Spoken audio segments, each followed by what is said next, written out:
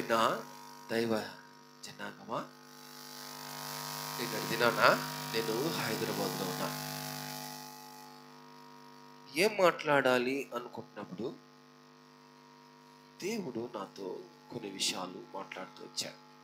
నా పని ముగించుకొని నేను లాడ్జిలో కూర్చొని నేను రాసుకుంటూ ఉన్నప్పుడు దేవుడు ఇట్లా మాట్లాడుతూ ఉన్నాడు. ప్రతి మనిషి జీవితానికి ఒక డెడ్ లైన్ ఉంది. ఏంది? ప్రతి మనిషి జీవితానికి డెడ్ లైన్ ఉంది. మనిషి పుట్టుక, మనిషి మరణం దేవుడు దాచాడు. ఎవరు దాచాడు? దేవుడే. ఒక మనిషి ఎప్పుడు పుడతాడో తెలీదు, ఎప్పుడు చనిపోతాడో తెలీదు. మనిషి ఏ విధంగా జీవించాలో జీవించకూడదో దేవుడు బాగా తెలియపరిచాడు. ఏ విధంగా జీవించాలో ఏ విధంగా జీవించకూడదో. అందుకనే మనిషికి దేవుడు విచక్షణ జ్ఞానాన్ని ఇచ్చాడు. మనిషికి రెండు తెలుసు ఖచ్చితంగా. ఒకటి పరలోకం ఉందని తెలుసు, తర్వాత నరకలోకం ఉందని తెలుసు. మంచి చెడులు రెండు మనిషికి తెలుసు. తెలియదు అంటారా? ఖచ్చితంగా తెలుసు. తెలియదు అన్నోళ్ళు ఉండరు కదా. మంచి తెలుసు, చెడు తెలుసు. పరలోకం చేరడానికి దేవుడు ఒక ఆత్మీయమైన ఆహారం ఇస్తే అనేకమైన ఆత్మీయ సూత్రాలు కూడా దేవుడు మనిషికి ఇచ్చాడు.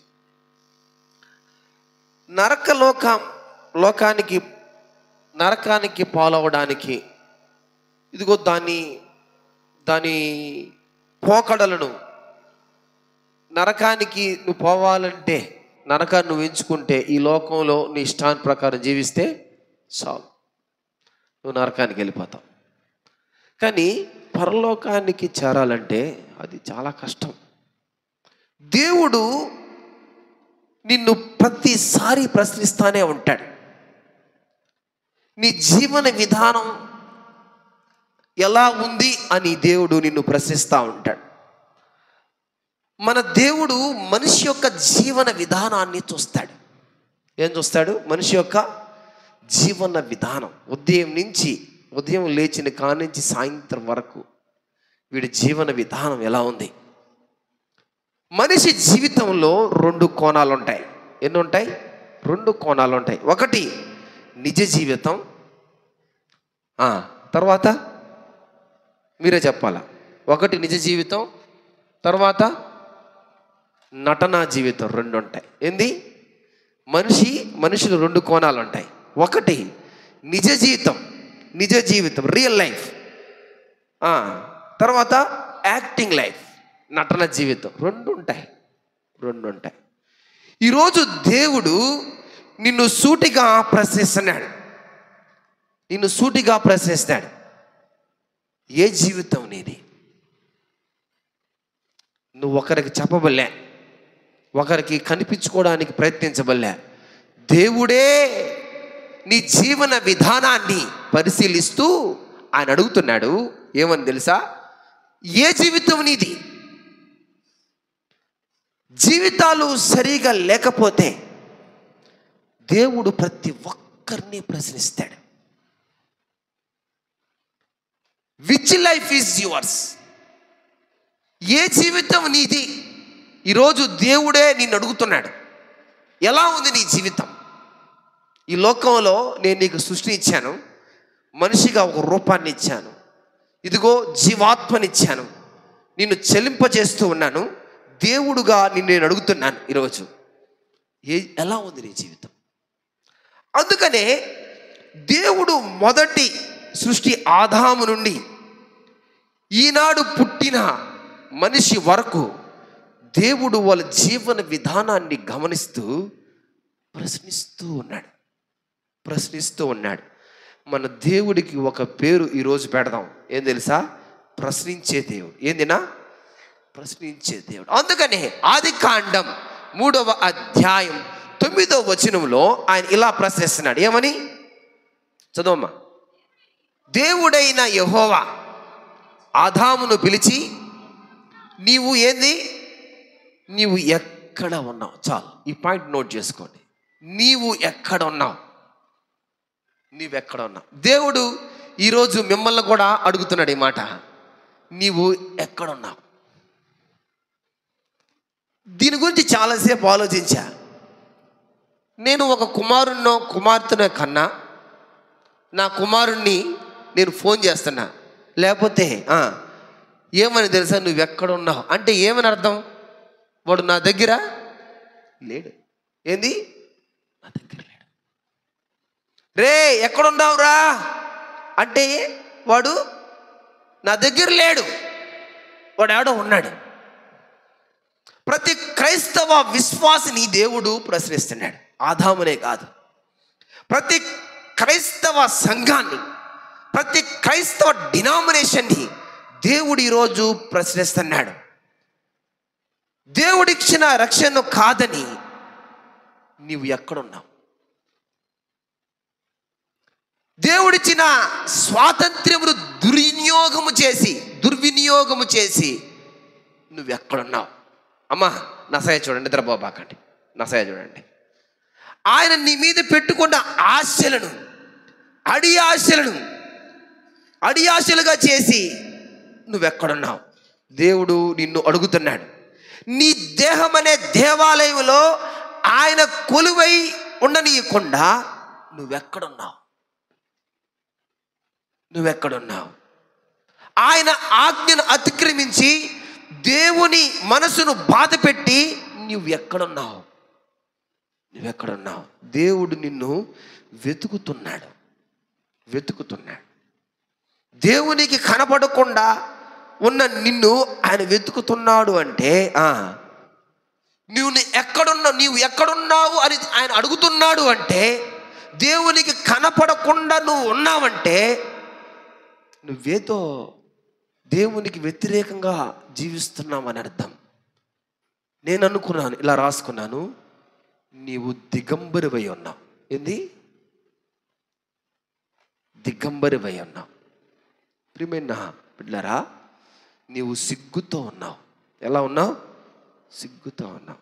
దేవుని కళ్ళ ముందు రాలేక మొహం చాటేస్తున్నావు అని అర్థం. కారణం ఏమిటో తెలుసా? దేవుని మాట వినకపోవడమే. ఇదిగో దేవుడు ఆదాముని అడుగుతున్నాడు, ఆదాము నీవు ఎక్కడున్నావు? ఇదిగో సృష్టించిన కాడ్నుంచి తనతో సాన్నిహిత్యం పొందుతున్నటువంటి ఆదామును ఆయన అడుగుతున్నాడు, నువ్వెక్కడున్నావు? నువ్వు ఇక్కడే ఉన్నావా? నా దగ్గరే ఉన్నావా? కనిపించడం లేదే. నువ్వు కనిపించడం లేదు అంటే దేవుడు నిన్ను ప్రశ్నిస్తున్నాడంటే నువ్వెక్కడున్నావని, నీ ఒంటి మీద బట్టలు లేవని అర్థం.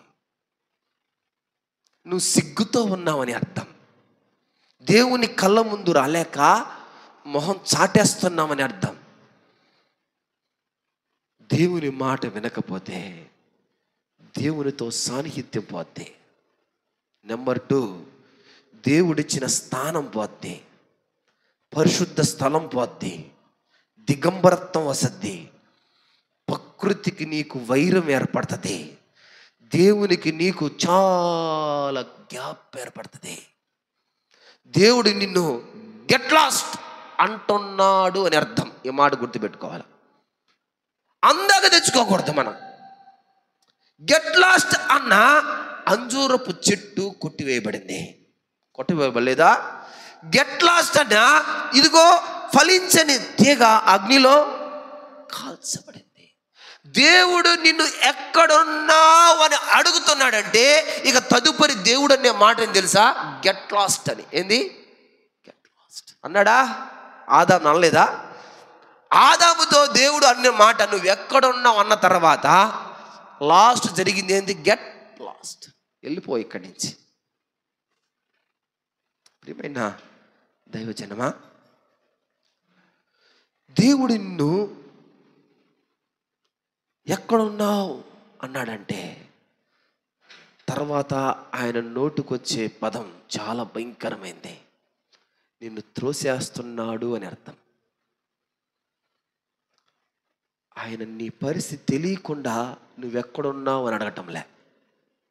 ఈ మాట గుర్తుపెట్టుకోవాలి. ఏంది? ఆయన నీ పరిస్థితి తెలియకుండా నువ్వెక్కడున్నావు అని అంటలే, తెలిసి అంటున్నాడు. నువ్వెక్కడ ఉన్నావో, నువ్వు ఏ పరిస్థితుల్లో ఉన్నావో, నువ్వు ఎక్కడ చిక్కుకొని ఉన్నావో, ఇదిగో ఎక్కడ బంధకాలు నువ్వు ముడిపడి ఉన్నావో ఆయనకు బాగా తెలుసు. అందుకని దేవుడు నిన్ను అడుగుతున్నాడు, నువ్వెక్కడున్నావు? నువ్వెక్కడున్నావు? దేవుని యొక్క ఆత్మీయమైన బంధాన్ని తెంపుకొని నువ్వెక్కడున్నావు? దేవుడిచ్చిన నిత్యత్వాన్ని కాదని నువ్వెక్కడున్నావు? దేవుని సంఘానికి దూరం అయిపోయి నువ్వెక్కడున్నావు? విశ్వాస గుంపులో నువ్వు ఉండకుండా ఎక్కడున్నావు? ఆయన నీ గురించి తలంచిన తలంపులకు వ్యతిరేకముగా నువ్వెక్కడున్నావు? దేవుని మనసుకు దూరంగా నువ్వెక్కడున్నావు? నీ ఆత్మీయమైన దేహానికి నువ్వు ఇదిగో ఆకులు కట్టుకొని ఉన్నావు. ఏం కట్టుకొని ఉన్నావు?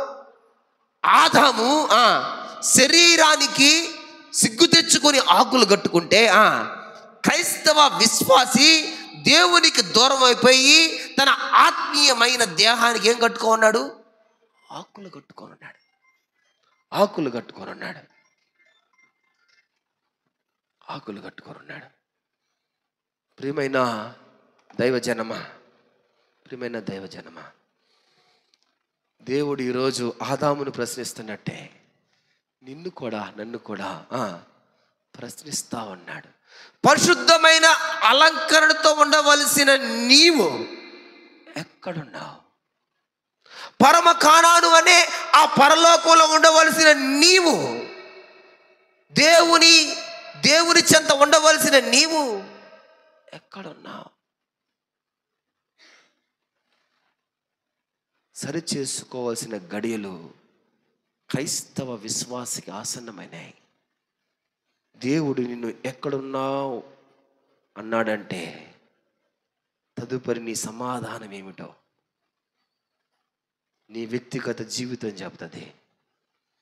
ఆయన తెలిసే నేను అడుగుతున్నాడు. తెలిసే అననీయ సఫేరా అని అడిగాడు. అడగలేదా? అమ్మా, అడగలేదా? ఆయన తెలిసే అంటున్నాడు. తెలిసే కయ్యూరుని అడుగుతున్నాడు. చూడండి, ఆదికాండం 4వ అధ్యాయం 9వ వచనంలో ఈ మాట రాస్తున్నాడు. యెహోవా ఎక్కడా, చాలు, ఎక్కడా? అక్కడేమో ఇదిగో నువ్వెక్కడున్నావు అంటున్నాడు. ఇక్కడ ఏమంటున్నాడు? నీ తమ్ముడైనా హేబేలు ఎక్కడా? ఎక్కడా? దేవుడు నిన్ను అడుగుతున్నాడు. ఏమని తెలుసా? నీ విశ్వాసం ఎక్కడా? ఏంది? నీ విశ్వాసం ఎక్కడా? నీ ప్రార్థన ఎక్కడుంది? నీ పశ్చాత్తాపం ఎక్కడుంది? నువ్వు ప్రేమించే ప్రేమ ఎక్కడుంది? ఎక్కడుంది? లోకంలోనా? ఎక్కడుంది? దేవుడు వేస్తున్న ప్రశ్న ఆదాముకు ప్రశ్న వేశాడు, నువ్వెక్కడున్నావు? కయ్యూనికి ప్రశ్న వేశాడు. ఏమని? నీవు ఎక్కడున్నావు? ఎక్కడున్నాడు? మీ తమ్ముడైన హేబేలు ఎక్కడున్నాడు? తెలియక అడుగుతున్నాడా? తెలియక అడుగుతున్నాడా? లేదు, ఆయన తెలియక అడగటంలే. ఆయన తెలియక అడిగే దేవుడు కాదు. ఆయన అంతా తెలుసు. ఆయన ఆదామును అడగటంలే, హవ్వని అడగటంలే. ఎవరిని అడుగుతున్నాడు? కయ్యూరునే అడుగుతున్నాడు. కయ్యూరునే అడుగుతున్నాడు ఆయన. ఎక్కడా నీ తమ్ముడు ఎక్కడా? క్రైస్తవ విశ్వాసి నిన్ను కూడా అడుగుతున్నాడు, నీ విశ్వాసం ఎక్కడా? నీ ప్రార్థన జీవితం ఎక్కడా? సంఘంలో నీ పాత్ర ఎక్కడా? ఎక్కడున్నావు? ఎక్కడున్నావు నువ్వు? తెలియకుండా అడగటంలే. మళ్ళీ చెప్తున్నా, ఆయనకి తెలిసే అడుగుతున్నాడు.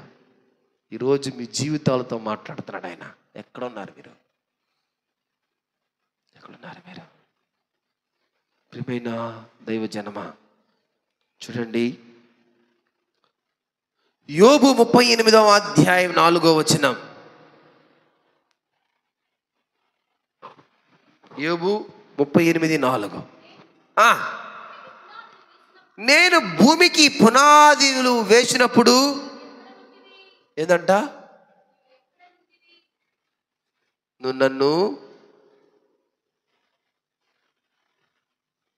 ఇన్ని క్వశ్చన్లు వేస్తున్నావే, నాకెందుకు ఇంత కీడు చేశావు? నన్ను ఎందుకు నా తల్లి గర్భంలో సృష్టించకపోయినా పర్వాలేదే? ప్రియమైన దేవుని బిడ్డలారా, ఇన్ని క్వశ్చన్లు వేస్తున్నావు. దేవుడు అడుగుతున్నాడు. చూద్దామా ఒకసారి ఈ మాట? యోబు 3వ అధ్యాయం 11వ వచనం. ప్రేమయ్య ఒకసారి రా.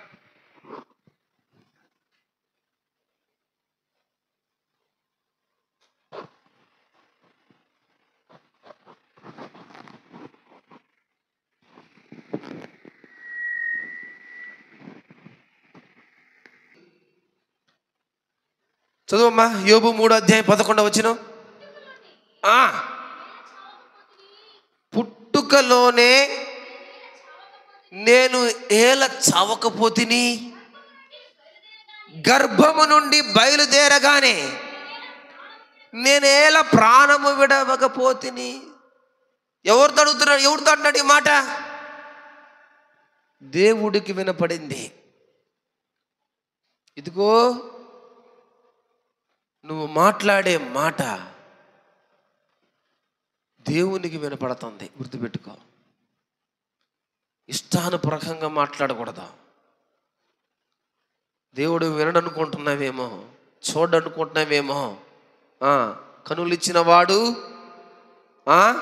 కానకుండునా, చెవులు ఇచ్చిన వాడు వినకుండునా?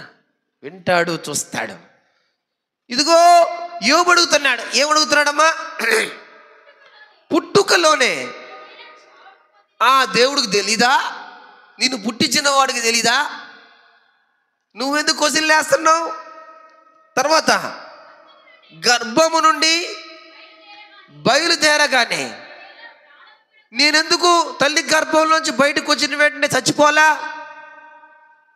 నువ్వు ఎవరితో మాట్లాడుతున్నావు? దేవుడితో మాట్లాడుతున్నావా? ఆయన వినకుండా ఉంటాడు అనుకుంటున్నావా? ప్రతిదీ వింటాడు. అందుకనే చూడండి, యోబు 3వ అధ్యాయం 23వ వచనం. మా ఫోను కట్ చేయండి.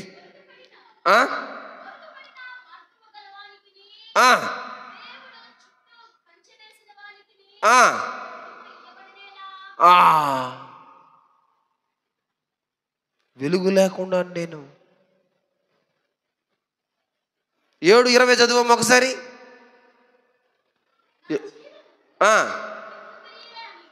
నా జీవము వట్టి ఊపిరియే అని జ్ఞాపకము చేసుకొను. నా కన్నిక మేలు చూడదయ్యా. నన్ను ఎందుకయ్యా ఇట్లా చేసేసావేందయ్యా? ఈ బ్రతుకులో ఉన్నానేందయ్యా? దేవుణ్ణి ప్రశ్నిస్తున్నవాడుగా యోబు కనిపిస్తా ఉన్నాడు. యోబు దేవుని అవమానించలేదు, కానీ తన కష్టాల కారణంగా ప్రశ్నిస్తున్నాడు. ప్రియమైన దేవుని బిడ్డలారా, మన బాధల్లో ఉన్నప్పుడు దేవుని ప్రశ్నించడం సహజమే. ఎవరైనా ప్రశ్నిస్తాం. ఇదిగో అయితే దేవుడు ఇవన్నీ వింటా ఉన్నాడు. గుర్తుపెట్టుకోవాలా? నువ్వు ప్రార్థనలో ఏదంటే అది చేయబాక. దేవుని మనసు ఎరిగి ప్రార్థన చేయి. యోబు ప్రార్థన విన్న దేవుడు, యోబు మాటలు విన్న దేవుడు నీ మాటలు కూడా వింటున్నాడు. చూడండి, యోబు గ్రంథం 10వ అధ్యాయం 3వ వచనంలో, యోబు గ్రంథం 10వ అధ్యాయం 3వ వచనం. దౌర్జన్యము చేయుటకు నీకు సంతోషమా? ఎవరికంట? ఎవరు దౌర్జన్యం సంతోషం అంట? దేవుణ్ణి అడుగుతున్నాడు ఈయన. ఈ పెద్ద మనిషి ఎవరిని అడుగుతున్నాడు? పెద్ద మనిషే. ఈ ఊజు దేశంలో ఈయనకన్నా మించిన వాడు లేడు, గొప్ప ధనికుడు. ఈ పెద్ద మనిషి అంటున్నాడు, ఏమన్నాడు? దౌర్జన్యము చేయుటకు నీకు సంతోషమా? దేవుని అడుగుతున్నాడు. ఓ, నన్ను పుట్టకుండడమే నేను మేలు అనుకుంటున్నాను. తల్లి గర్భంలో బయట బండి వెంటనే చచ్చిపోవడం మేలు అనుకుంటున్నాను. నీవు దౌర్జన్యం చేయడం నా పైన సంతోషమా? నాకు వెలుగే లేకుండా ఉంది. ఎన్ని అడుగుతున్నాడో. అడిగి అడిగి అడిగి అడిగే దేవుడు ఇంట యోబు దగ్గరికి వచ్చి, ఎట్టట్టా ఏం మాట్లాడుతున్నావు యోబు? నేను నిన్ను ఇన్ని ప్రశ్నలు వేసావు కదా, నేను కొన్ని ప్రశ్నలు వేస్తాను, నువ్వు చెప్తావా అన్నాడు. చదువమ్మా, ఇప్పుడు చదువు. నేను భూమికి పునాది వేసినప్పుడు నువ్వెక్కడున్నావు? ఉన్నావు అసలు? నీకు వివేకము ఉన్న ఎడలా చెప్పు. నేను భూమికి పునాది వేసినప్పుడు నువ్వు ఉన్నావా? నువ్వు లేవు. భూమికి పునాది వేసిన తర్వాత ఎప్పుడో నేను జన్మించా. నువ్వు ఈరోజు పెద్దోడి అయిపోయి అదిగా ఆస్తి బాగా సంపాదించుకొని, ఇదిగో ఆస్తి అంతా పోతే పోని అనుకోకుండా నువ్వు నన్ను ప్రశ్నించే స్థాయికి వెళ్ళిపోయావా? అయితే విను. నీకు సముద్ర పరిమాణం తెలుసా? తెలుసా యోబు? ఎప్పుడు మృగాలు పక్షులు మొదలయ్యాయో నీకు తెలుసా?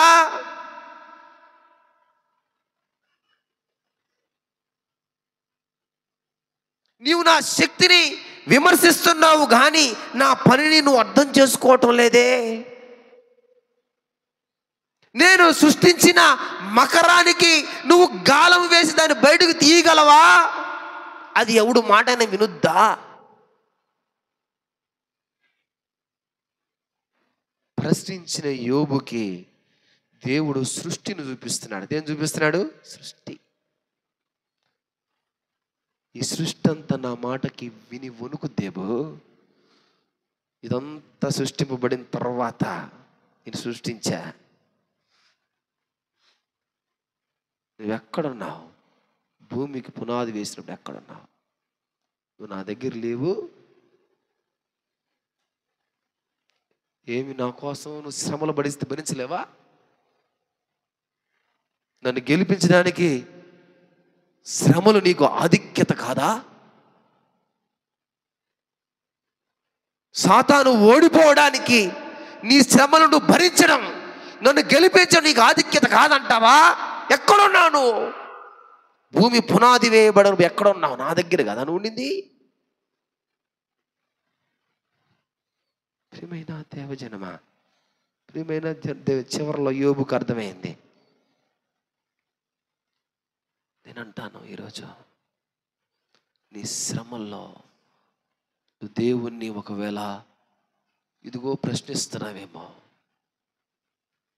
దేవుడు నీ ప్రశ్న విని వెంటనే ప్రశ్నిస్తే నీ దగ్గర నుంచి ఒక్క సమాధానం రాదు.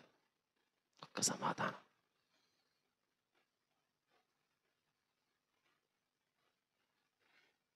అందుకనే దావీదు కాడికి ఒక ఆయన వచ్చాడు, ప్రవక్త. ఎవరైనా? నతానియేలు వచ్చి ఏమన్నాడంటే చూడండి, 2 సమూయేలు 12వ అధ్యాయం 7వ వచనంలో టక చదవాలి. 2 సమూయేలు 12:7. నాతాను దావీదును చూచి, ఆ మనుష్యుడవు నీవే. చాలు. ఏందంట? నీవే ఆ మనుష్యుడవు. ఈరోజు దేవుడు మీతో కూడా అంటున్నాడు ఈ మాట. మొట్టమొదటిగా నువ్వు ఎక్కడున్నావు అన్నాడు. ఇప్పుడు ఏమంటాడు తెలుసా? ఆ మనుషుడవు నీవే. మీతో కూడా అడుగుతున్నాడు ఆయన దావీదునే కాదు, మిమ్మల్ని కూడా ప్రశ్నిస్తున్నాడు. ఆ మనుషుడవు నీవే. ఒక చిన్న పిట్ట కథ చెప్పాడు. ఒకడికి 100 గొర్రెలు ఉన్నాయి, ఒకడికి 1 గొర్రె ఉంది. 100 గొర్రెలు ఇంటికి బంధువులు వచ్చారు, వేటను కొయ్యాలా. ఆయన 100 గొర్రెల నుంచి ఒక గొర్రె గోయకుండా ఒక గొర్రె ఉన్న వాడి దగ్గరికి వెళ్ళి ఆ గొర్రెని తీసుకొని కోసేసి వాడు వండి పెట్టాడు. వాడిని ఏం చేయాలంటే ఆయన కోపం అయిపోయి వాడికి 4 గొర్రెలు ఇవ్వాలి. ఏం చేయాలా? 4 గొర్రెలు ఇవ్వాలా? వాడు అట్ట చేయాలా అంటున్న దావీదుతో నతానీయేలు అంటున్నాడు, వాడెవరో కాదు. ఎవరంట? నీవే, ఆ మనుష్యుడవు నీవే. పాపములో కూరుకోబోయిన మనుషుడవు నీవే. దేవునికి వ్యతిరేకంగా ప్రవర్తించిన మనుష్యుడవు నీవే. నీకు దైవభక్తి లేదా అంటే బహుభక్తి నీకు. ప్రార్థనా జీవితం లేదా అంటే బహు ప్రార్థనా జీవితం నీకు. గొప్ప విశ్వాస వీరుడవు నువ్వు. దేవుని చేత ఎన్నుకోబడిన ప్రజవు నువ్వు.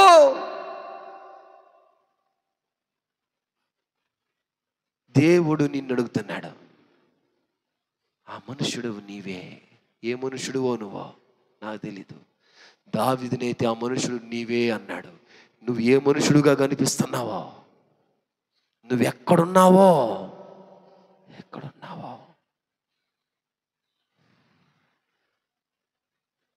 ప్రియమైన విశ్వాసి, దేవుడు మనిషి కానించి కోరుకునేది ఏందో తెలుసా? మాదిరి. ఏంది? మాదిరి. ఆదాము దగ్గర నుంచి దేవుడు కోరుకునేది ఏం తెలుసా? మాదిరిగా బ్రతకని. కయ్యూరు దగ్గర నుంచి దేవుడు కోరుకున్నది ఏందో తెలుసా? మాదిరిగా బ్రతుకు అని. యోబు నుంచి దేవుడు కోరుకున్నది ఏదో తెలుసా? మాదిరిగా బ్రతుకు అని. దావీదు నుంచి దేవుడు కోరుకున్నది ఏదో తెలుసా? నువ్వు మాదిరిగా బ్రతుకు అని.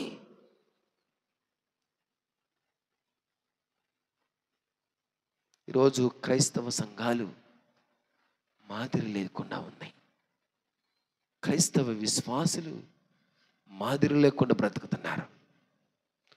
దేవుడు ఈరోజు చెప్తున్నాడు, మనిషి ఎప్పుడు పుడతాడో తెలీదు, ఎప్పుడు మరణిస్తాడో తెలియదు. పుట్టిన వాడికి అయిపోయింది జన్మ, ఇక తదుపరి మరణమే. అది ఎప్పుడు సంభవిస్తో తెలియదు. దేవుడు నిన్ను ప్రశ్నించే స్థితిలో నువ్వు కానీ ఉంటే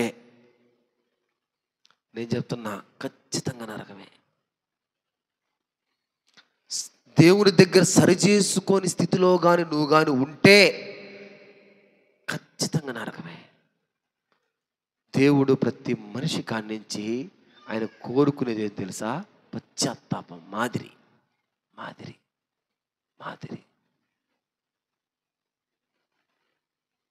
ఏ మాదిరి తెలుసా?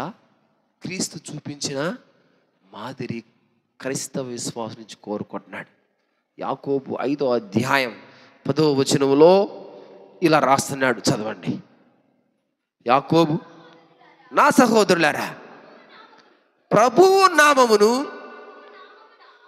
నామమున బోధించిన ప్రవక్తలను శ్రమానుభవమునకును ఓపికకును మాదిరిగా పెట్టుకోండి. ఏం చేయాలంటమ్మా? ఎవరెవరినంట మాదిరిగా పెట్టుకోవాలంట? ప్రభువు నామమున బోధించిన ప్రవక్తలను మాదిరిగా పెట్టుకోండి. శ్రమానుభవమునకును ఓపికకును మాదిరిగా పెట్టుకోండి. మాదిరి. అందుకనే అపోస్తలుడు పౌలు హెబ్రీయులకు రాసిన పత్రిక 8వ అధ్యాయం 5వ వచనంలో ఇలా రాస్తున్నాడు, చదవండి. అమ్మా, గుడారం అమర్చబోయినప్పుడు కొండ మీద నీకు చూపబడిన మాదిరి చొప్పున సమస్తము చేయుడు. ఏందంట? గుడారాన్ని అమర్చేటప్పుడు కొండ మీద చూపించాడంట ఆ గుడారం ఏ విధంగా ఉండాలో. ఎవరికి? మోషేకి కొండ మీద దేవుడు ఒక గుడారాన్ని చూపించాడు. ఆ మాదిరిగానే ఈ గుడారాన్ని నిర్మించమన్నాడు. ఇదిగో నీ దేహం అనే గుడారం, నీ దేహం అనే ఈ గుడారమును ఏ విధంగా ఉంచాలో క్రీస్తును బట్టి నువ్వు నేర్చుకోవాలి. క్రీస్తు మాదిరిని బట్టి నువ్వు బ్రతకాల, ప్రవక్తల మాదిరిని బట్టి నువ్వు బ్రతకాల, ప్రవక్తలు చూపించిన ఇదిగో వివేకాన్ని బట్టి, వినయాన్ని బట్టి నువ్వు బ్రతకాల.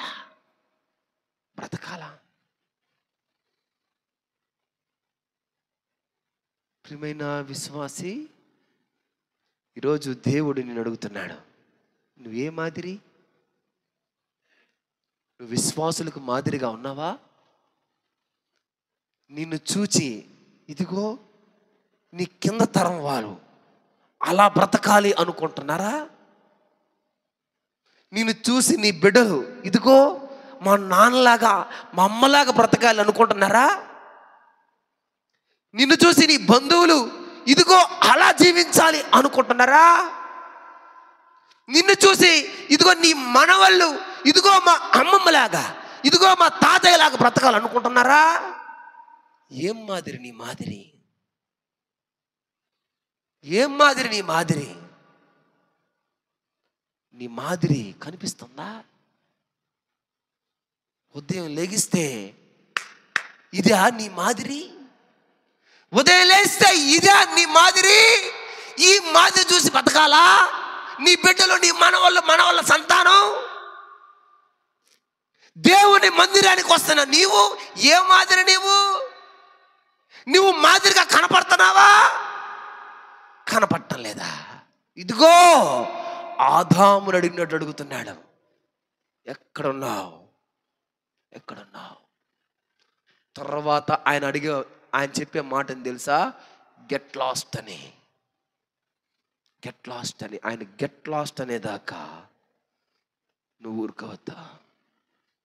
ఏం మాదిరి నీ మాదిరి?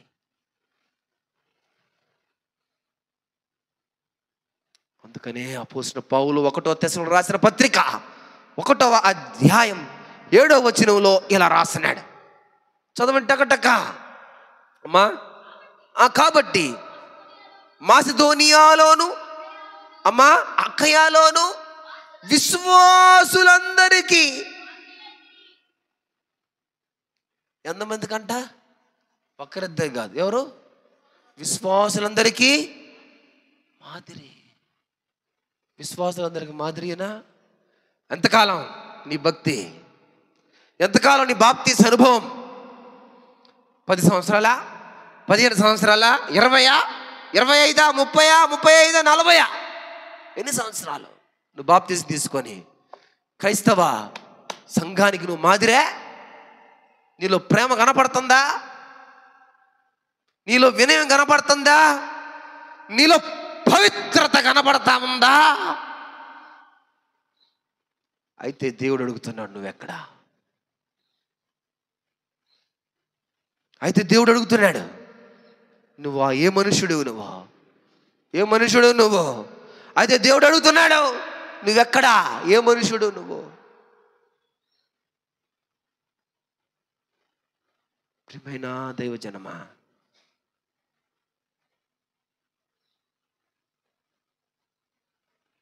రోజు విశ్వాసంలో మాదిరి కనపడటంలా, మాదిరి లేని జీవితం అయిపోయింది.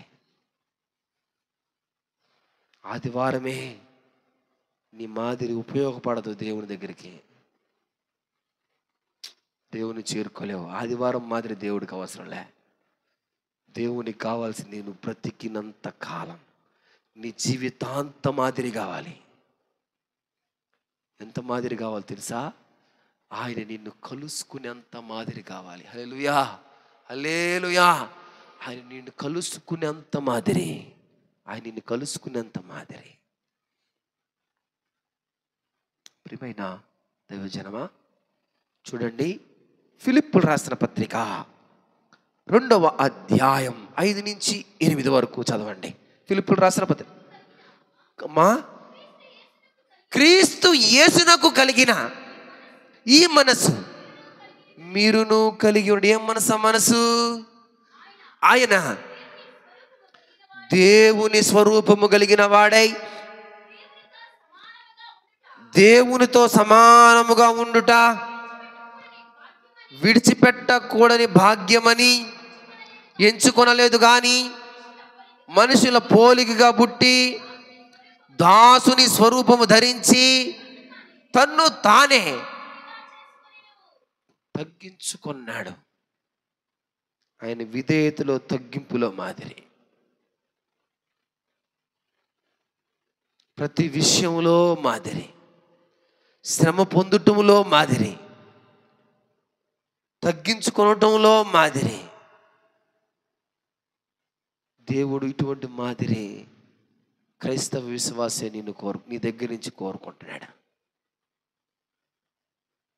ప్రియమైన దేవుని బిడ్డలారా, మొట్టమొదటిగా విధేయతలో తగ్గింపులో మాదిరి. రెండవదిగా చూడండి, టకటక 1 పేతురు రాసిన పత్రిక 2వ అధ్యాయం 21 నుంచి 23 వరకు చదవండి.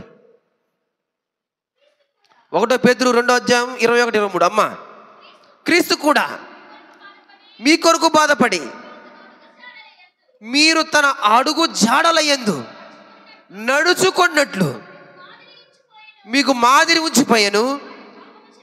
ఆయన పాపము చేయలేదు, ఆయన నోట ఏ కపటము లేదు, ఆయన దూషింపబడి బదులు దూషింపలేదు, ఆయన శ్రమ పట్టబడి బెదిరింపగా న్యాయముగా తీర్పు తీర్చు దేవునికి తన్ను తాను ఏం చేశాడంట?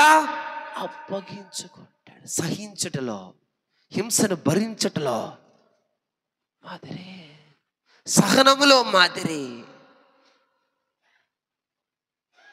ప్రతి క్రైస్తవుడు కూడా సహనములు యందు లోపము లేని వారై ఉండాలి. చదవద్దులేండి, తీతు రాసిన పత్రిక 2వ అధ్యాయం 2వ వచనంలో ఉంటుంది. ప్రతి క్రైస్తవుడు కూడా సహనముల యందు లోపము లేని వారే ఉన్నాడు. సహనం ఉందా? సహనం ఉందా? సహనం ఉందా? సహనం ఉందా? ఒక మాట అంటే పడకుండా ఉన్నావా? సహనంలే. దూషింపబడియో, కొట్టబడియో, తిట్టబడియో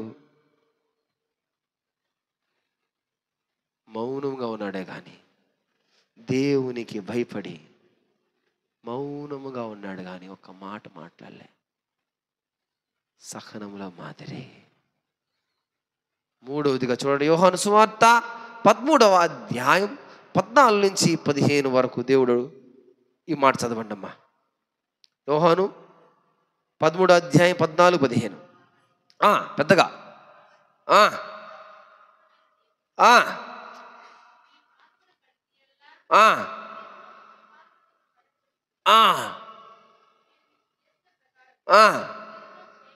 మీరును చేయవల్లని.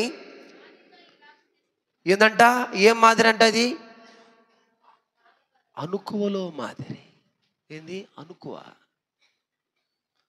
మీ పాదములు నేను కడిగినట్లు మీరు కూడా ఇతరుల పాదములను కడిగే స్థితికి వెళ్ళాల. చొక్కా తగిలితేనే ఒప్పుకోం కదా, చెయ్యట తగిలితేనే ఒప్పుకోం కదా, చీర కొంగు తగిలితేనే చీర బాగా పెట్టుకో అంటాం. అవునా?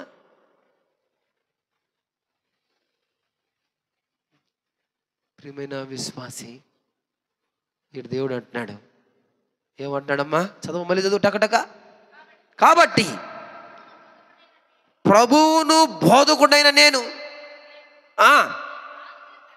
మీ పాదములను కడిగిన ఎడల మీరు ఒకరి పాదములు ఒకరు కడగవలసినదే. నేను మీకు చేసిన ప్రకారం మీరును చేయవలనని మీకు మాదిరిగా నేను ఇలా చెప్తున్నాను. అనుకువలో మాదిరి, మృదుతత్వములో మాదిరి, సాత్వికములో మాదిరి, అనుకువలో మాదిరి.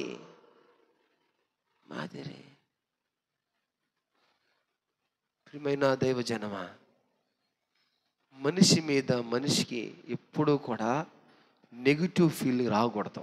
ఏంది? నెగిటివ్ ఫీల్ రాకూడదు. ప్రతి ఒక్కరిని పాజిటివ్గానే తీసుకోవాలా. వాడు నిన్ను బాధ పెట్టినా, ఇబ్బంది పెట్టినా ప్రభువుకు అప్పచెప్పాలే కానీ వాడి మీద నెగిటివ్గా ఎవ్వరికి చెప్పకూడదు. రాబోతున్న దినాల్లో వాడే నీకు హెల్ప్ చేస్తాడేమో. నువ్వు మాట్లాడిన మాటలు వాడు వినిపిస్తే నీకు దూరం అయిపోతాడేమో. అంటాడు, నేను మీ పాదములు కడిగినట్లు మీరు కూడా. ఎంత తగ్గింపు, ఎంత అనుకువ. క్రైస్తవునికి అనుకు ఉండద్దు, క్రైస్తవునికి తగ్గింపు ఉండద్దు. ప్రియమైన దైవజనమా,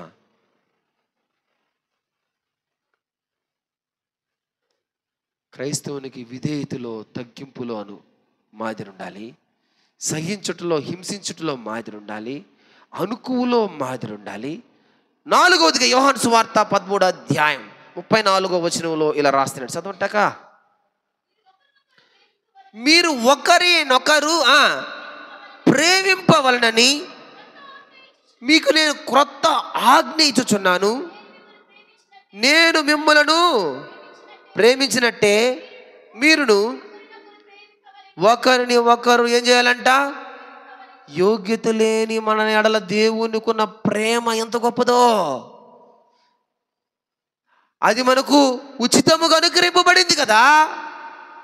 దేవుని ప్రేమ మనల్ని ఇదిగో శిక్ష నుంచి తప్పించింది కదా, మనల్ని జయించు వారిగా చేసింది కదా.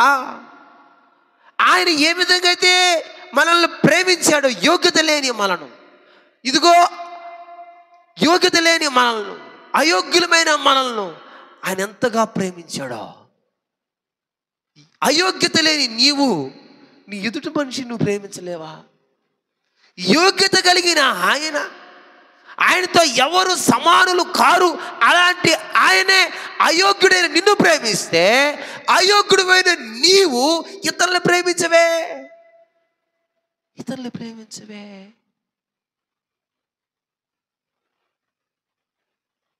ప్రియమైన దైవజనమా, అందుకనే తిమోతి మామ మంచి పాట రాశాడు. ప్రేమ లేని జీవితం ఏల మనిషికి, ప్రభు సేవ లేక మనుగడే లేదు నరునికి. ప్రేమ లేని జీవితం, ప్రేమ లేని జీవితం. ప్రేమలో మాదిరి దేవుడు అడుగుతున్నాడు, నీకులో ప్రేమ కనిపించకపోతే నువ్వెక్కడున్నావు? ప్రేమించలేని మనుషుడు నీవేనా? ఆ పాపం చేసిన మనుషుడు నీవేనా? ఆ దోషం చేసిన మనుషుడు నీవేనా?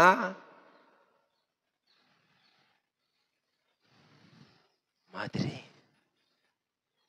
ఇదిగో, నువ్వు ఒకవేళ మాదిరిగా జీవించకపోతే ఈరోజు ఆదామును అడిగినట్లు నిన్ను అడుగుతున్నాడు, కయ్యూను అడిగినట్లు నిన్ను అడుగుతున్నాడు, యోబును అడిగినట్లే నిన్ను కూడా అడుగుతున్నాడు, అననీయ సఫేరాలను అడిగినట్లే నిన్ను కూడా అడుగుతున్నాడు. నమ్మకత్వములో మాదిరి, ప్రేమలో మాదిరి, అనుకువలో మాదిరి, సహించుటలో, భరించుటలో మాదిరి, విధేయతలో, తగ్గింపులో మాదిరి. ప్రతి క్రైస్తవునికి ఈ మాదిరి ఉండాలి. ఎవరంటే ఎదుటి పెడితే విశ్వాసికి ప్రైజ్ లార్డ్ చెప్పుకోరు లే. ఒకటో పేతురు రాసిన పత్రిక 1వ అధ్యాయం 14 నుంచి 16 వరకు చదవండి.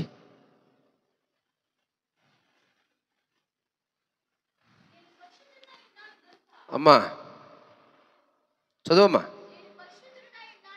నేను పరిశుద్ధుడనై ఉన్నాను గనుక ఏం చేయాలంట? మీరు కూడా పరిశుద్ధులై ఉండుడని రాయబడి ఉన్నది. దేంట్లో మాదిరంట అమ్మా? పరిశుద్ధతలో మాదిరి.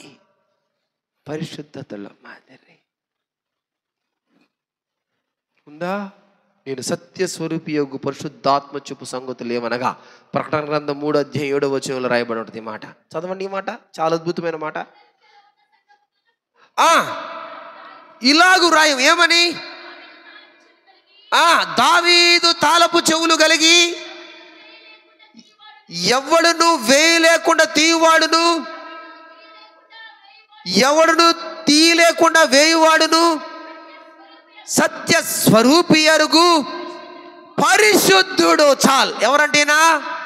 పరిశుద్ధుడు. ఈ పరిశుద్ధుడు చెప్తున్నాడు, నేను పరిశుద్ధుడుగా ఉండులాగున మీరు కూడా పరిశుద్ధతలో మాదిరి.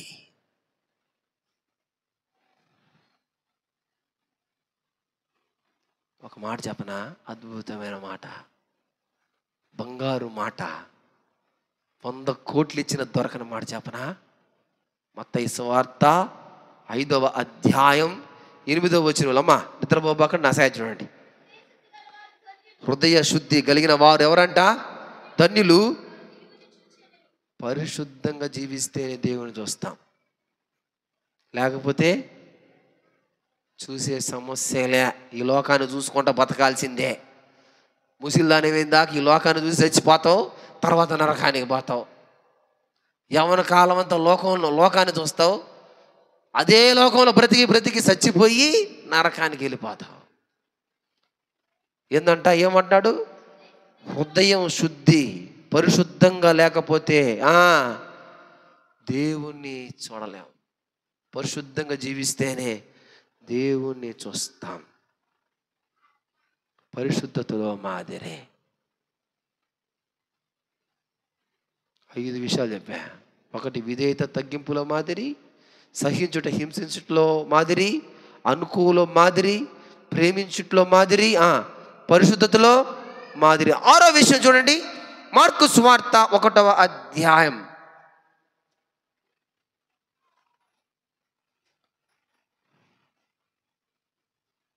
మార్కు సువార్త 1వ అధ్యాయం 35వ వచనం. పెందల కడన లేచి ఇంకను చాలా చీకటై ఉండగా బయలుదేరి అరణ్య ప్రదేశమునకు వెళ్ళి ప్రార్థన చేయుచుండెను. ఏందంట? ప్రార్థించుటలో మాదిరే. ప్రియమైన దేవుని వెళ్ళరా, నేను అడిగినానా, నేను రూమ్లో కూర్చొని వాక్యం చూసుకుంటా ఉంటే ఎందుకో నాకు హెబ్రోను చర్చి దాకా వెళ్ళొచ్చు కదా అని ఒక మనసు. చాలా రోజులు అనుకుంటాను, పోలేకపోతున్నా. నిన్న శ్రీకాంత్ పోతా హెబ్రోన్ దాకా పోయేద్దాం. ఒకసారి గూగుల్లో మ్యాప్ పెట్టుకో. పోయేలోపలికి పెద్ద చర్చి కట్టాడు భక్సింగ్ గారు. లోపల పోయి ఇది ఫుల్ ఫిట్ అయితే అక్కడ కూర్చొని ఆ ఫుల్ ఫిట్ మీద చేయి పెట్టి ప్రార్థన చేసుకొని చాలాసేపు ప్రార్థన చేసుకొని లేచిన తర్వాత అలా వెనకాల ఒక అతను అన్నం తింటున్నాడు. ఆయన దగ్గరికి పోతే అదిగో ఆ రూమ్ తొందరగా మూసేస్తారు, అర్జెంటుగా పో, అక్కడ అయ్యగారు చేసిన ప్రార్థన గది ఆయన సంబంధించిన అన్నీ ఆడ ఉన్నాయి, ఒకసారి విజిట్ చేయిపోండి, మూసేస్తాను. త్వరగా పోయి వర్షం పడుతుంది,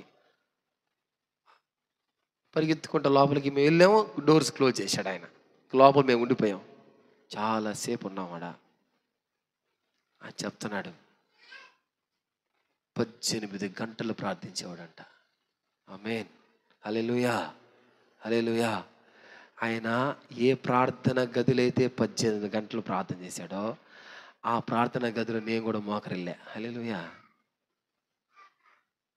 అక్కడ ఇలా రాయబడి ఉంది, ఏమనంటే 3 షరతులను బట్టి నేను నా సేవకునిగా అంగీకరించేదను అని చెప్పాడు దేవుడు. ఏంటంటే ఆ షరతు, పంజాబులో నీ తండ్రి నుండి ఆస్తిలో వచ్చు భాగమును వదులుకొనవలెను. ఏంటంట? కోటీశ్వరుడు దేవుడు చెప్తున్నాడు, నీ తండ్రి ఇంటికాడి నుంచి చిల్లిగా వాస్తే ఉండకూడదు. భూ సంబంధమైన ఆర్థిక అవసరముల కొరకు ఏ వ్యక్తికి ఉత్తరము ద్వారా కానీ ఎటువంటి సూచన ద్వారానే కానీ చెప్పకూడదు, నాకు మాత్రమే చెప్పాలి. ఏమనంట? ఎవ్వరికి చెప్పకూడదు నీ అవసరాలు. నాకు మాత్రమే చెప్పాలి. రెండవదిగా, నేను నిన్ను ఎచ్చటికి పంపేదనో అచ్చటికి వెళ్ళవలను, ఏ సంస్థలోనూ చేరవద్దు, అందరినీ సమానముగా సేవించుము. మూడవదిగా, నీ సొంత ప్రణాళికలను వేసుకొనకుము, అయితే దినము నేను నిన్ను నడిపించిన చోట్ల నీవు నాకు అవకాశమిమ్ము అని చెప్పుట వినెను. ప్రభువు నేను అంగీకరించున్నాను అని సహోదరు భక్త్ సింగ్ గారు సమాధానం ఇచ్చాడట. ప్రియమైన దేవుని బిడ్డలారా, ప్రార్థించుటలో మాదిరంటే నీ సొంత వ్యాపారం కొరకో, లేకపోతే నీ సొంత లావాదేవీల కొరకో, నువ్వేదో ఈ లోకంలో తీర్చుకోవడానికి కొరకో, వీటి కోసం కాదు ప్రార్థన. ఆయన యొక్క మనసును తెలుసుకోవడానికి కొరకే ప్రార్థన. ఆయన చెప్పిన కట్టుబాటులో ఇదిగో నేను బ్రతుకుతాను అని దేవుడితో ఒక నిబంధన చేసుకోవడానికే ప్రార్థన.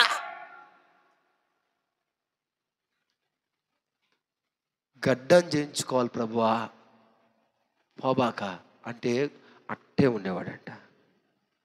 పో అంటే అప్పుడు పోయేవాడంట. ఎప్పుడో ఆ తలుపు దగ్గర అన్నం పెట్టేవాళ్ళంట. ఎప్పుడో తినేవాడో ఏమో తెలియదు, వాళ్ళు పెట్టేసి వెళ్ళిపోవాలి, ఉండకూడదు. ఇక 18 గంటలు ఒక మనుష్యుడు దేవునితో మాట్లాడుతున్నాడంటే ప్రార్థనలో మాదిరి కాదంటావా? నీ అవసరాల కోసం చేసుకోవడం కాదు మాదిరి, ఆయన అవసరం తీర్చే విధంగా నీ ప్రార్థన ఉండాలి. ఆయన చెప్పేటట్లు బతికేటట్లు నీ ప్రార్థన ఉండాలి. ప్రార్థనలో నువ్వు చెప్పుకోవడం కాదు ఆయనకి, ఆయన ఏమి చెబుతాడో అది వినాలి. అది కదా ప్రార్థన. ఆయన 18 గంటలు ప్రార్థించిన స్థలంలో మోకరిల్లాను నిన్న, ఏడ్చి ప్రార్థన చేశా. ఇటువంటి ప్రార్థన జీవితం కొంతన్నయ్యి, ఒక పావుభాగం అన్నయ్యి, 6 గంటలన్నా ప్రార్థించే శక్తి దయచేయి. బలహీనున్నయ్యా.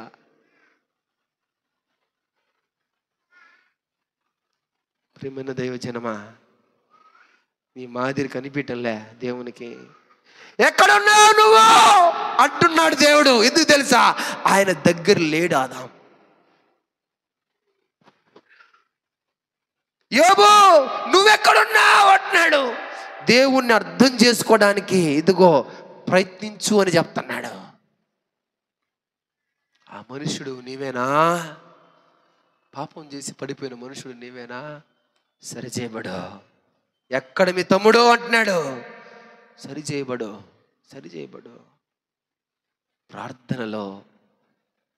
ప్రార్థనలో మాదిరి అంటే చెప్పంటావా? నువ్వు సరిచేయబడ్డానికే ప్రార్థన. ఎవరు సరిచేయబడ్డానికి? నీవు సరిచేయబడ్డానికి. మీ కుటుంబాలు సరిచేసుకోవడానికే ప్రార్థన. మీ వ్యక్తిగత జీవితాలు సరిచేసుకోవడానికే ప్రార్థన. దేవునితో లావాదేవీల కొరకు కాదు. నువ్వు నాకు ఇది ఇస్తే నేను నీకు అది ఇస్తా, నువ్వు ఇది ఇగిపోతే నా తీరు లావాదేవీల కోసం కాదు ప్రార్థన. నువ్వు సరిచేసుకోవడానికి ప్రార్థన. దేవునితో ఒక నిబంధన చేసుకోవడానికి కదా ప్రార్థన. దేవునితో ఒక కట్టుబడి చేసుకోవడానికి కదా ప్రార్థన.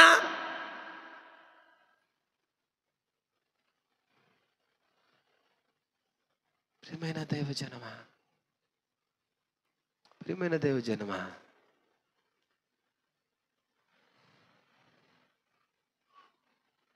హైదరాబాద్ సిటీ మొత్తం స్తంభించిపోయిందంట. చచ్చిపోతే బండ్లు లాగిపోయినాయట.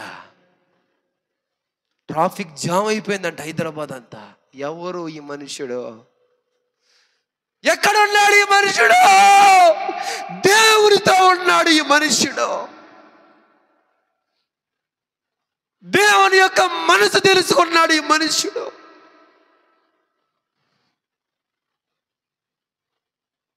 ఎప్పుడు తెలుసుకుంటాం ఆయన్ని?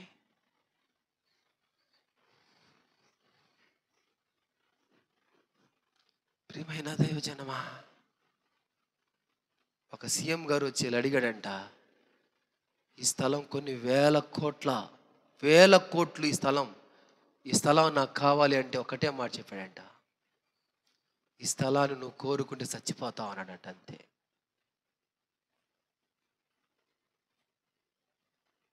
కొన్ని వేల కోట్ల రూపాయలు.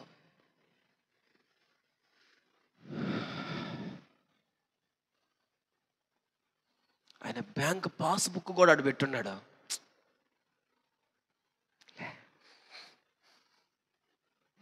దేవుని పైన ఆధారపడిన దైవజనుడు ఆ విధంగా ఉండకుండా ఏ విధంగా ఉంటాడు? దేవుని మీద ఆధారపడిన విశ్వాసి అలా మాదిరిగా ఉండకుండా ఏ విధంగా ఉంటాడు?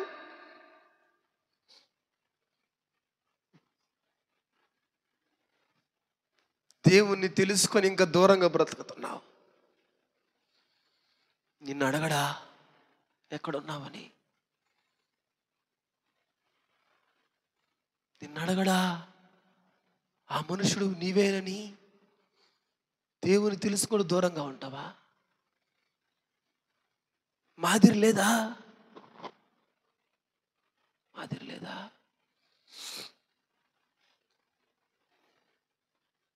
8 గంటల నుంచి 10 గంటల దాకా ఒక సర్వీస్, 10 గంటల నుంచి 12:30 దాకా ఒక సర్వీస్, 12:30 నుంచి ఇదిగో 2:30 దాకా ఒక సర్వీసు. చర్చి వదిలిపెడితే ట్రాఫిక్ జామ్ అయిపోతుంది అక్కడ.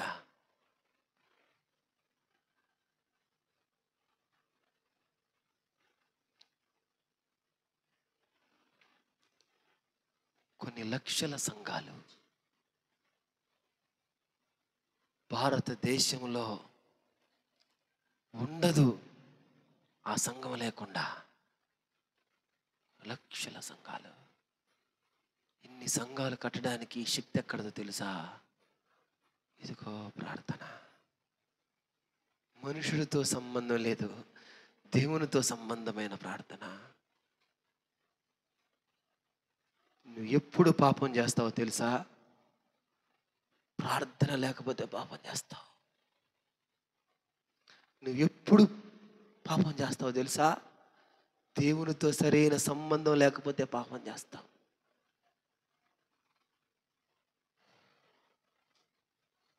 నువ్వు పాపము చేస్తున్నావంటే దేవునితో సంబంధాలు ఎప్పుడో తెగిపోయినాయి బిడ్డ.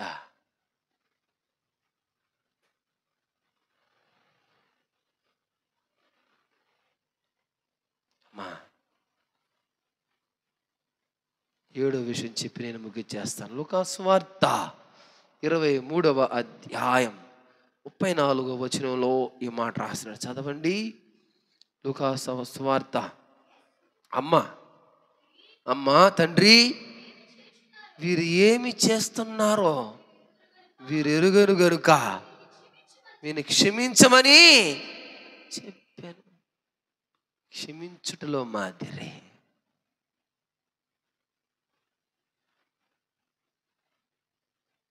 విస్తారమైన ఆమె పాపములు క్షమించాను. పాపములకు ప్రాయశ్చిత్తం నొందినవాడు ధన్యుడు. అలాంటి వాడు ఏందంట? ఓదార్చబడతాడు.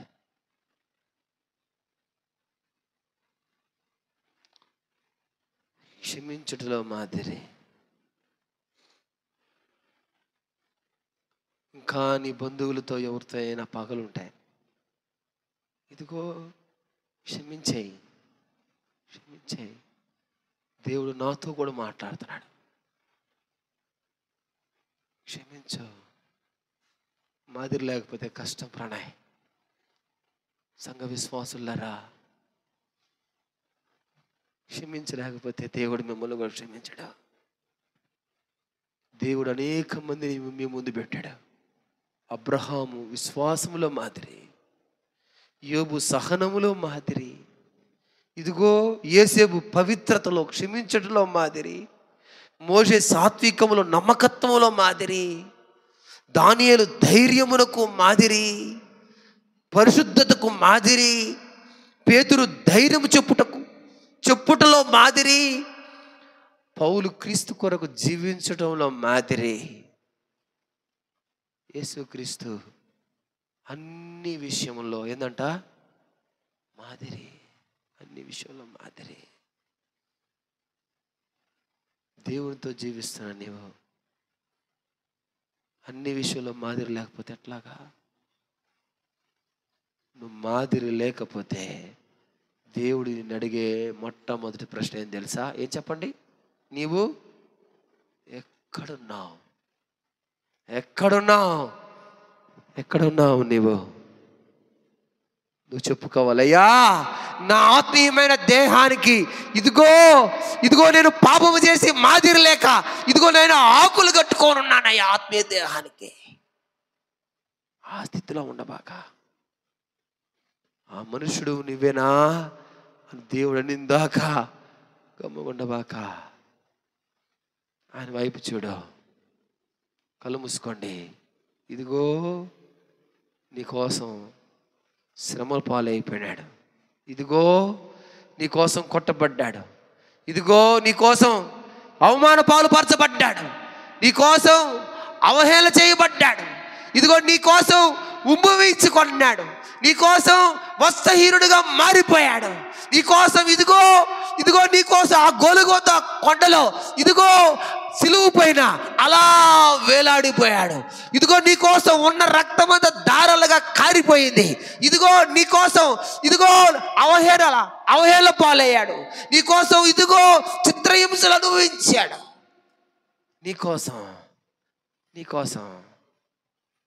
నీకోసం నిన్ను ఆయనతో ఉంచడానికి కోసం, నిన్ను ఆయనతో ఉండనించడానికి కోసం, ఆయనతో నువ్వు బ్రతకాలనే ఆశతో ఇదిగో నలిగిపోయాడు ఆ సిలువలో. మా ఏ విధంగా ఉంటున్నావు ప్రియమైన క్రైస్తవుడా? అన్ని విషయాల్లో క్రీస్తు మాదిరి ఉన్నట్లు నీకు మాదిరి ఉందా? మాదిరి లేకపోతే దేవుడు నిన్ను ఆదామును ప్రశ్నించినట్టే ప్రశ్నిస్తాడు. మాదిరి లేకపోతే దేవుడు కయ్యూని ప్రశ్నించినట్టే ప్రశ్నిస్తాడు. మాదిరి లేకపోతే యోబును ప్రశ్నించినట్టే ప్రశ్నిస్తాడు. మాదిరి లేకపోతే దావీదును ప్రశ్నించినట్టే నిన్ను ప్రశ్నిస్తాడు. ఆయన ప్రశ్నించే దేవుడు. ఆయన ప్రశ్నించినప్పుడు ఆయన ప్రశ్నించేటప్పుడు ఇదిగో నీ ఆత్మీయమైన దేహానికి నువ్వు ఆకులు కట్టుకున్నావేమో. తర్వాత ఆయన పనే పదం తెలుసా? గెట్ లాస్ట్ అంటాడు. అప్పటిదాకా వద్దు, సరి చేయబడదాం. ఆయన కోసం బ్రతకదాం, ఆయన కోసం జీవిద్దాం. నీకోసం ఇదిగో ఒంటి మీద కొరడా దెబ్బలు పడినాయి, చెల్లుమనంట. ఆయన శరీరు ముద్దలుగా కిందకు రాలిందమ్మా. నీకోసమే కొట్టబడ్డాడు, నీకోసమే అవమానపరచబడ్డాడు, అవమాన పాలయ్యాడు. నీకోసమే అవమానపరచబడ్డాడు. నీకోసమే నోరు మెదపలేదు. క్షమించు అన్నాడంట. వీరేం చేస్తున్నారో వీరికి తెలియదు తండ్రి, వీళ్ళకి క్షమించయ్యా, క్షమించు. ఇదిగో నిన్ను ఇంకా క్షమిస్తున్నాడు. ఈరోజు దేవుడు నీకు ఇచ్చే ఊరటైన మాట తెలుసా? నిన్ను ఇంకా క్షమిస్తున్నాడు. సరెండర్ ఆయన దగ్గర. ఈ హృదయం అనే గుండెలో ఆయన కొలువడానికి ఆయనకు అవకాశమే. ఆయన సిలువ వైపు చూడు. నేను పలాని విషయంలో మాదిరిగా లేనయ్యా, నేను పలాని విషయంలో సరిగా లేనయ్యా, నేను పలాని విషయంలో పడిపోయి ఉన్నానయ్యా. నువ్వు వేసిన ప్రశ్న నాకు కూడా తగులుతుంది నాయన, ఎక్కడున్నావని. నేను సరి చేయబడతానయ్యా, నేను ఒదిగిపోతానయ్యా, నాకు నువ్వు ఉంటే చాలయ్యా అని దేవాది దేవుని అడగండి. దేవుడు మీకు సహాయం చేస్తాడు.